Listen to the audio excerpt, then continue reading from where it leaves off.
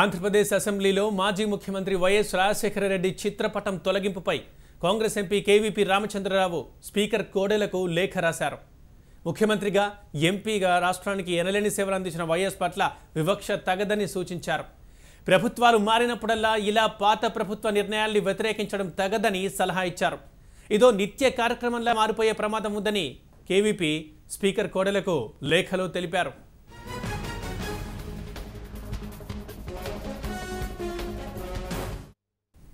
YS Rajasekhara Reddy అనేక సరికొత్త పథకాలతో ప్రజల మనసు దోచుకున్నారని కేవీపీ స్పీకర్కు వివరించారు. ఆరోగ్యశ్రీ, ఫీజు రియంబర్స్మెంట్, సామాజిక పింఛన్ల ద్వారా ప్రజలకు మేలు చేశారని కేవీపీ గుర్తు చేశారు. అలాంటి వ్యక్తి ఫోటో అసెంబ్లీలో ఉండటమే రాష్ట్రానికి గర్వకారణమని అన్నారు.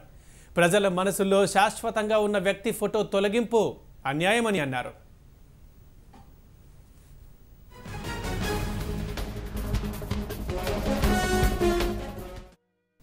ఏపీ అసెంబ్లీలో మాజీ స్పీకర్ల ఫోటోలు పెట్టడం సాంప్రదాయంగా వస్తోంది.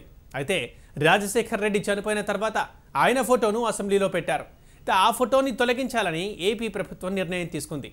ఈ నిర్ణయమే ఇప్పుడు వివాదంగా మారింది. దీనిపైనే కేవీపీ తాజాగా స్పీకర్ కోడెలకు లేఖ రాశారు.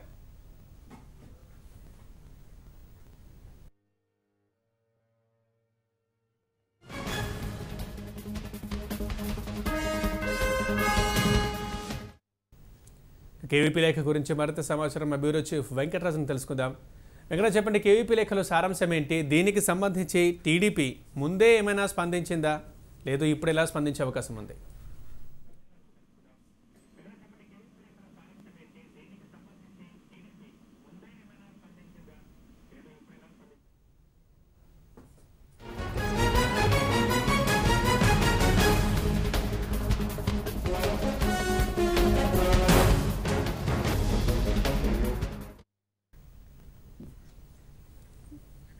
రైట్ వెంకటరాజు, ఈ కేవీపీ లేఖలో ఉన్న సారాంశం ఏంటి? దీనికి సంబంధించి టీడీపీ ఏమంటోంది?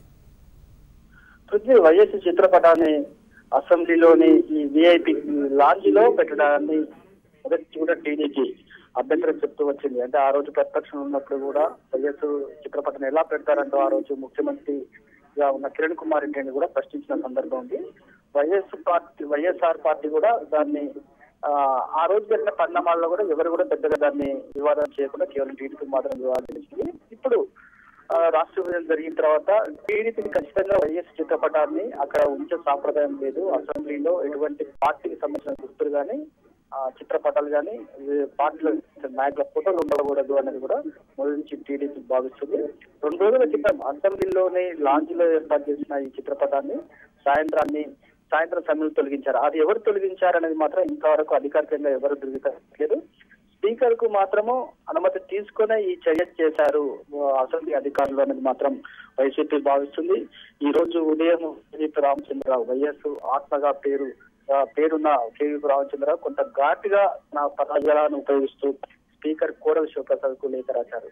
ప్రభుత్వం మారినప్పుడల్లా పార్టీలు తమకు సంబంధించిన శత్రువులుగా ఉన్న వ్యక్తుల ఫోటోలు, విగ్రహాలు తొలగించుకుంటూ వెళ్తుంటే ఇది ఒక వాతావరణం కల్పించేలా ఉంటుంది. ప్రజాస్వామ్యంలో సరికాదు. అదే సమయంలో మీలాంటి విద్యాధికులుగా ఉన్న శాసనసభలో మీ అటువంటి అధిపతులు ఉన్న సమయంలో ఇటువంటి చర్యలు చేపట్టడం ఖచ్చితంగా మీ యొక్క అనుమతి తీసుకునే చేస్తారంటూ కూడా పరోక్షంగా కోడెల శివప్రసాద్ ప్రోత్సాహంతోనే ఆ చిత్రపటాన్ని తొలగించారనే ఉద్దేశంతో కేవీపీ రామచంద్రరావు లేఖ రాశారు. అయితే ఈ వివాదాన్ని టీడీపీ ఇంతవరకు ఏ విధంగా స్పందించలేదు. అంటే అది మా సంబంధం లేదు, అది పూర్తిగా అసెంబ్లీ పరిధిలో ఉండే కార్యక్రమం కాబట్టి అసెంబ్లీ అధికారులు నియమ నిబంధనలను అనుసరించి అది చేసి ఉంటారనేది మాత్రం చెప్తున్నారు.